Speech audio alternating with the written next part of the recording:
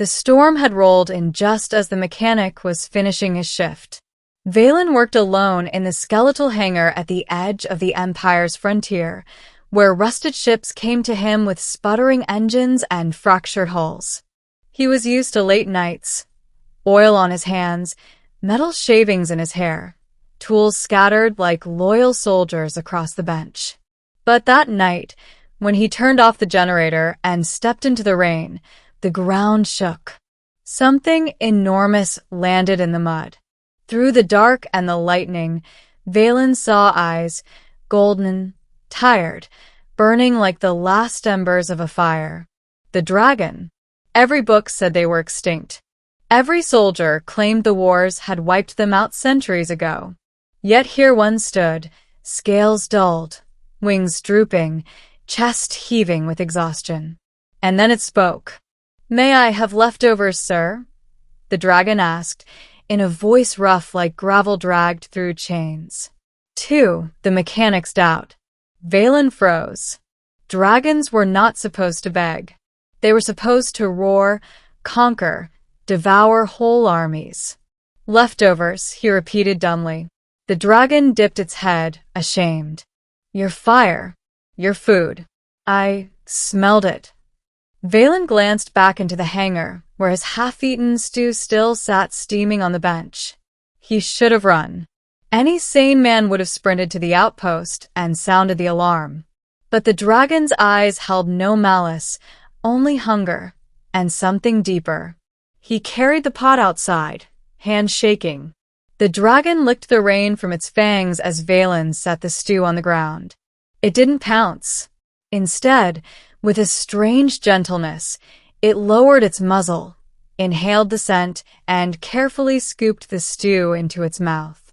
A dragon eating stew like a beggar. 3. The broken beast. When it finished, the dragon sighed. "Thank you." Valen studied it. Its scales were cracked, some torn away as if struck by war machines. A wing joint jutted at a wrong angle, swollen with infection. Around its neck clung a heavy iron collar engraved with runes that pulsed faintly. "What happened to you?" Valen whispered. The dragon lowered its gaze. "The Emperor happened. He hunts what he cannot control. He made a machine to chain me, to feed on my fire. I escaped, but not for long." Valen knew the rumors. The Emperor's secret weapon, a power source no human could replicate. Now he understood. They had chained a dragon. The mechanic's hands curled into fists. He'd been ignored his whole life, a nobody fixing machines others had broken. But staring into those eyes, he felt something stir. "Let me look at that collar," he said. The dragon flinched. "You would risk touching it?" "I'm a mechanic. I fix things, even things that shouldn't exist." 4. The work of hands. For 3 nights, Valen worked in the hangar with the dragon hunched like a wounded god beside him. He studied the collar, runes etched into alloy unknown to human forges. Each time he touched it, pain shot through him. Visions of burning cities, soldiers screaming, skies torn open by wings. The Emperor's magic wasn't just control, it was torment. But Valen endured. With trembling hands, he rewired the runes, loosened the locks, whispered words of repair though he knew no sorcery. The dragon watched in silence, sometimes wincing, sometimes growling softly. "You are strange," it said one night. "Humans fear us, hate us, yet you mend me." "You asked politely," Valen muttered with a weak grin. "Besides, someone has to fix what your kind and mine keep breaking." For the first time, the dragon laughed, a low rumble that rattled the hangar walls. 5. The miracle. On the 4th dawn, Valen's fingers bled. He tugged the last rune free. Sparks leapt. The collar cracked, then shattered like glass, dissolving into ash. The dragon gasped. Its body convulsed, wings flaring wide. fire bursting from its chest in a torrent that lit the rain like molten gold. Then silence. The dragon stood taller, wounds knitting before Valen's eyes.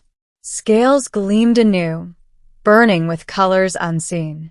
Its eyes locked onto his, and something impossible happened. The bond. A current surged through Valen's veins, not burning, not crushing, but lifting. He felt the dragon's heartbeat echo in his chest, his own breath mingling with its fire. "You," the dragon whispered, astonished. "You carry my flame now." Valen staggered back. What? What does that mean?" "It means," the dragon said, bowing its head, "we are bound. My power shared. My fate yours. This is miracle." 6. The Emperor's Shadow. The miracle was short-lived. On the horizon, black ships cut through the sky, imperial hunters. The Emperor had sensed the broken chain. The dragon snarled. "He comes." Valen felt the fire burn within him, hot and wild. "Then let's give him a surprise." Together, they stood at the hangar doors as the ships descended, cannons primed. Soldiers leapt out, shouting orders, raising weapons. The dragon roared, but it was not the same broken beast. It was whole, glorious, its flames searing the heavens. And when Valen raised his hand, fire poured from his fingers, a human-wielding dragon fire. The soldiers faltered. The ships wavered. None had ever seen such a thing. 7. The Human Who Mattered. The battle was brief. Metal burned. Cannons melted. The Emperor's hunters scattered like leaves in a storm. When it was done, Valen collapsed to his knees, chest heaving. The fire inside him dimmed, but did not fade. The dragon bent low, wings sheltering him from the rain. "You are not mechanic anymore. You are keeper of flame. My kin would kneel to you." Valen coughed, grinning through the pain. "I'd settle for finishing my stew in peace." The dragon's laughter shook the earth again. 8. The beginning, not the end. Word spread quickly. A dragon, freed. A human, wielding its fire.